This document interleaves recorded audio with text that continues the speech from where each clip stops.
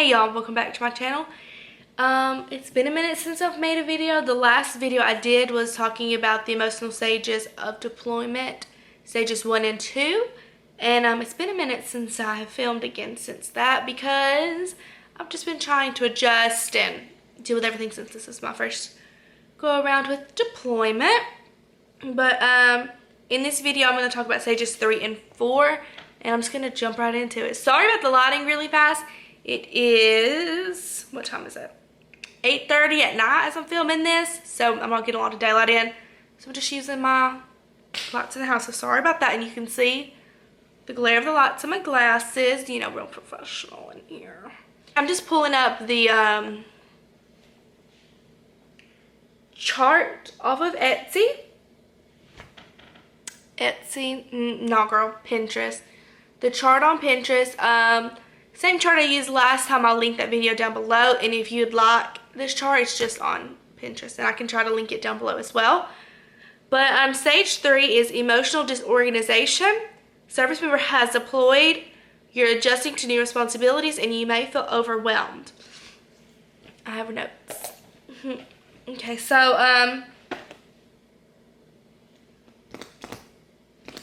I feel like I went through this stage a little bit more when Sis was in the pre-deployment because I was used to getting him, like, I was getting through the thoughts of him deploying, just kind of adjusting to doing everything pretty much by myself while he was gone, besides when he'd come on the weekends, if not every other weekend or something.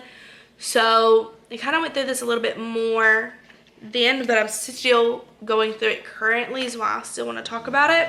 Like I said, I went through it mainly before, but it's very difficult at times. Like, I feel this a little bit more at the beginning. I'm very overwhelmed, trying to adjust, trying to figure out everything. Like, the time difference is mainly the hardest issue this time because I'm used to supposed to being gone and everything, but the time difference is a lot more drastic than it has been in the past, where it's been like an hour behind, an hour ahead, 2 hours behind something. It's a bit more drastic.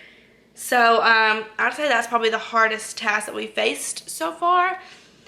And then dealing with this whole corona has made it a little bit more difficult, as in he just left a few weeks ago. Had a few trips planned up to try to make it a little bit more comforting, you know, just something nice to do, a few things planned. Though we've had to cancel just because of all this quarantine and everything. So that kind of stinks a little bit, but it is what it is. So those are how I feel about stage 3. Like I said, I kind of went through this a little bit more in the pre-deployment stage, but I do feel it now. It's kind of just like adjusting and trying to find a balance and trying to find a new normal, as you'd say. It can be very overwhelming and can last a while for some, I'm assuming, but so that's all I've got for that stage. Stage 4 is recovery and stabilization. The realization of fundamentally resilience. Beginning to feel able to cope with deployment. May feel exhilaration after mastering a task that usually belongs to the spouse. So I would say I'm a little bit more in this stage than stage 3 most days. Some days I'm more in the emotional disorganization. But so far I would say I'm more in this stage. Whereas I'm getting really excited doing things or accomplishing things that Sylvester would normally do, like making sure the bills are paid, keeping up on the bank account. The other day I hung up a door that hasn't been hung up since we bought this house, and I may or may not have cut my finger doing it, but I did it and I felt amazing. And I was telling Sylvester, it's like, it's not that big of a deal. I'm like, it's a big deal, bro. So yeah, I just feel really proud that I was able to get these things done, and it makes me feel really good. I feel like I am beginning to cope with the thought of Cesar being gone for so long. But I mean, it still sucks and it's still hard. So I'm not there yet with completely coped with it, completely fine with it. I still have my moments, of course.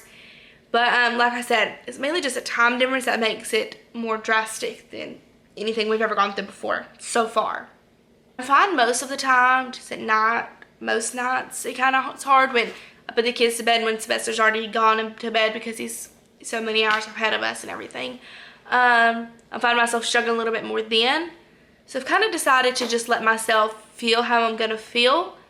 And then in the morning, make sure I'm not feeling that way if I can, of course, you know, with depression and everything, it's a little bit harder to do. But that's my kind of mindset, to make myself feel better so I can get through, because I don't want to fall into a deep depression. But yeah, I kind of decided, and I think it's working good for me, to just let myself feel what I'm going to feel when I'm feeling it, and then just trying to not linger and stay there for way too long. I'm very grateful and blessed to have a great support team. I've got my 2 best friends and then my mom and aunt as well, who helped me a lot through this. So like, I go stay at my friend's house a good bit, and then I'm at my mom's house and my aunt. They all help me amazingly, and if I call like, hey, I need help with these kids or something, they're always there for me. So I'm very grateful for the 4 of them. They are amazing. They are my support team right now, and just grateful, very grateful. And then I also have a couple of military spouse friends, one who I met when I was in Georgia, who I talk to every single day. Her husband is also deployed. We talk about our situations and just our kids and everything and all that, so that kind of helps. And I have one friend who she was actually here at my house this evening.